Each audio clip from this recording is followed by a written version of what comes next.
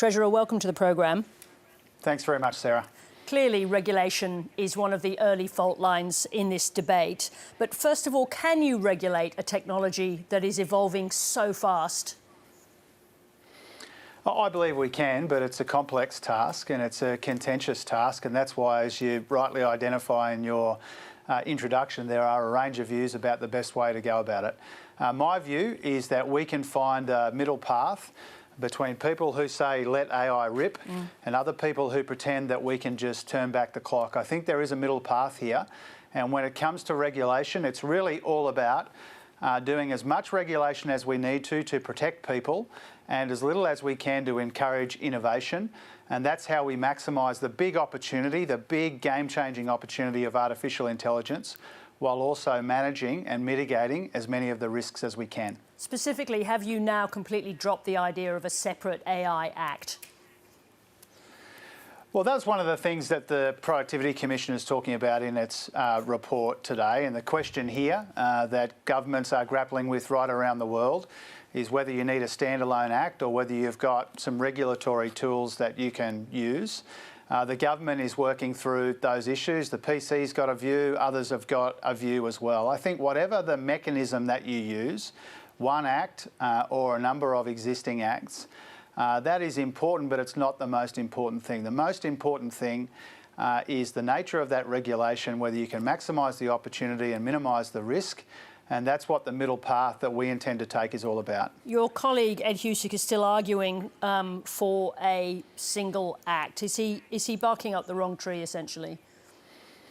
I wouldn't describe it like that, and I personally take Ed's views on this very seriously. I mean, he has engaged and thought about these issues for a long time, as has the Minister, Tim Ayres, and I engage with them. There are people who've got a range of views. I don't think we should dismiss or ignore the legitimate views that people put forward. That's certainly not the approach that I take. All right, so the ACTU told my colleague David Spears at the weekend that they want an effective veto for workers before AI technologies are introduced into a workplace. Could the government support that? Well, we need to be realistic about it, and certainly I agree that workers need to be part of the conversation when it comes to rolling out a technology which has this game-changing potential and where there are very real potential risks in the labour market. I would always err on the side of workers having a say in how their work is done, and so I think what they're asking for here is something much bigger than that. It is an effective veto that no new AI technologies can be introduced into a workforce without their say-so. Obviously, business is very unhappy about that. Where do you stand?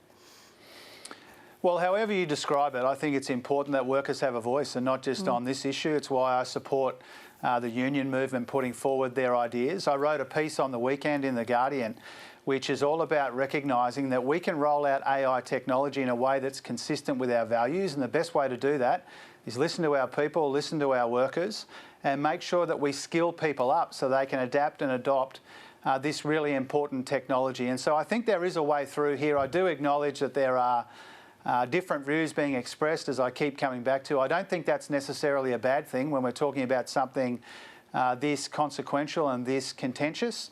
There will be a range of views. That's a good thing. The government's job, which we embrace, the responsibility that we embrace, is to find that middle path so that we can get all of the game-changing benefits from artificial intelligence in our economy and in our society without dismissing or ignoring the risks, including in the labour market. And the people who know the most about the labour market are the workers themselves. All right, I want to ask you like a broader question about how to protect Australian, in fact, the sovereignty of Australians in this area. So if data is now the core economic, or going to be the core economic resource in this age, shouldn't or should Australian citizens have sovereignty over their own data?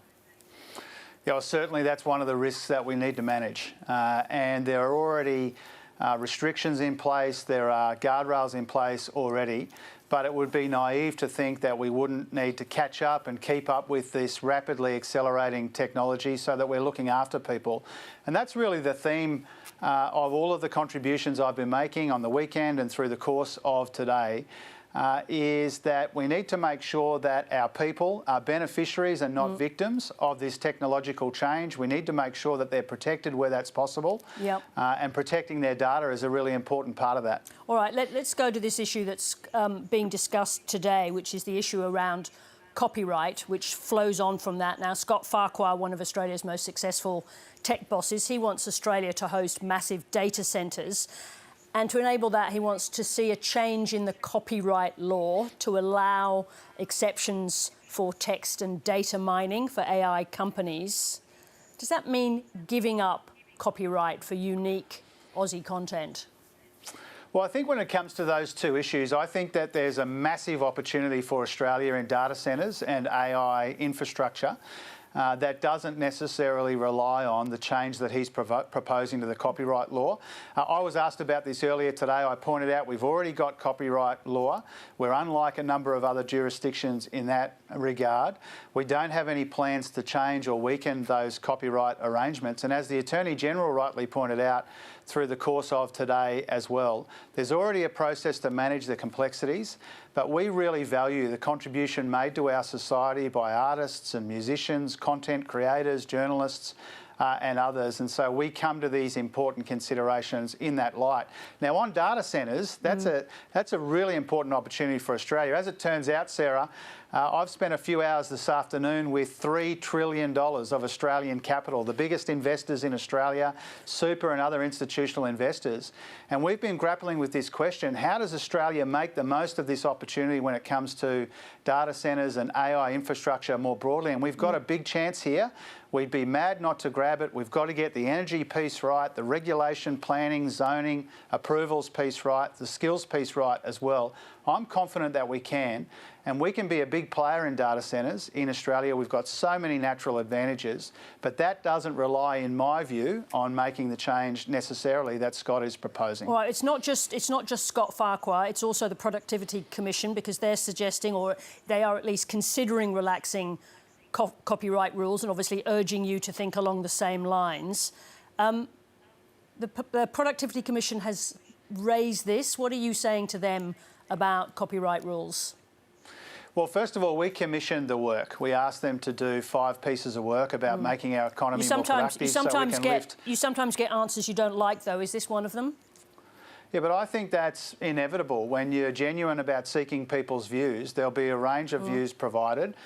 Some of them you will like, some of them you will find difficult to like. So what are you going to do about that in this case in relation to copyright and the protection of Australians' copyright? Well, first of all, it's a draft report. The final report's due at the end of the year. I try to be very respectful to the independence and the contribution of Danielle Wood and the Productivity Commission. I spent time with her yesterday and today talking about some of these issues, and I want to be respectful to the contribution they make. People are free and should and will respond to the draft report that Danielle Wood and her colleagues put out overnight. That's a good thing. I've already told you my position when it comes to these copyright arrangements. We have copyright arrangements. That's a good thing. We haven't been working out ways to weaken that. We value the contribution of our artists, musicians and journalists and content creators. And we come to this really complex and key question in that light. And Michelle Rowland, the Attorney General, in her characteristically diligent way, is working with all of the industry participants in her reference group to make sure that we get it right. I just want to come back to the story that we ran just before you came on, and it included a visit to talking to GPs about using AI. And the recordings of those conversations are held by the AI company for 7 days. Would you personally want an AI company to hold on to your medical chat for 7 days? Well, it's not a very specific consideration that I've thought about or grappled with before, Sarah. I've got to be upfront with you about that. I listened to probably about a third of that story and I found it very interesting. I think AI has a role to play in health, but again, we've got to make sure that we protect the interests of patients and people more broadly. There are thousands of questions like this when it comes to AI. Our broad approach to it is let's work out how we can make it work for us, not against us. There will be issues around privacy and scams, misinformation and disinformation. There are important considerations in the labour market. We don't dismiss or ignore any of those sorts of challenges, but every country is grappling with these challenges and we've got a chance to get it right. And we'll get it right if we listen to the ideas that people put forward in good faith. Treasurer Jim Chalmers, thank you very much indeed for your company. Appreciate it, Sarah. Thank you. Thank you.